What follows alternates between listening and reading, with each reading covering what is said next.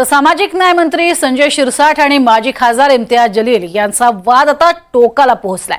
आज इम्तियाज जलील यांच्या विरोधात छत्रपती संभाजीनगर शहरात डॉक्टर बाबासाहेब आंबेडकर अन्याय अत्याचार विरोधी कृती समितीच्या वतीने मोर्चा काढला जाणार आहे। मंत्री संजय शिरसाट यांच्यावरती भ्रष्टाचाराचे आरोप करणाऱ्या माजी खासदार इम्तियाज जलील यांच्या विरोधात शहरातील दलित संघटनांकडून मोर्चा काढला जातोय। तर जलील यांनी एका विशिष्ट समाजासंदर्भात चुकीचा शब्द वापरला असल्याचा आरोपही मोर्चेकऱ्यांकडून केला जातोय। एकीकडे इम्तियाज जलील यांनी मोठा आरोप हा शिरसाटांविरोधात केलेला आहे जमिनी संदर्भात, आणि त्यातच आता एक नवीन वाद समोर आलाय। तर मोर्चामध्ये प्रत्येकी 1000 रुपये देऊन लोकांना बोलवण्यात आले असा आरोप जलील यांनी केलाय। तर मोर्चे काढण्यापेक्षा जलील यांनी केलेल्या आरोपांचं उत्तर दिलं पाहिजे असं विधान परिषदेचे विरोधी पक्षनेते अंबादास दानवे यांनी म्हटलंय।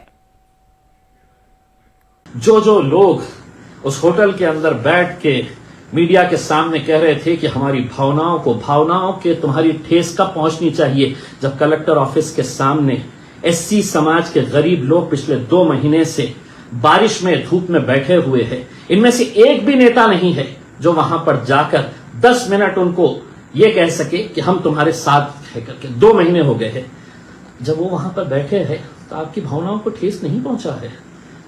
आपकी भावनाओं को सिर्फ इम्तियाज जलील से ठेस पहुंचता है। आंबेडकरी जनतेनं मोर्चा करत असताना सामाजिक न्याय विभागाचा मोठा निधी राज्य सरकार पळवते, याच्यावर मोर्चाची आवश्यकता आहे। आज या महाराष्ट्रात दलितावर ज्या पद्धतीनं अन्याय अत्याचार ठिकठिकाणी होतात, याच्या विरुद्ध मोर्चाची आवश्यकता आहे।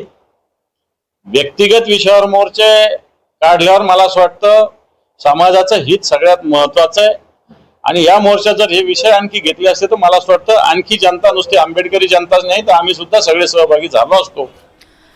तर माजी खासदार इम्तियाज जलील यांनी संजय शिरसाटांवरती नेमके आरोप काय केलेत तेही पाहूयात।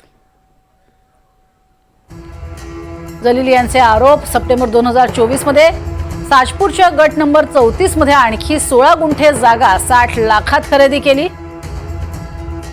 तर विजया शिरसाट यांच्या नावावरती ही जमीन खरेदी केली।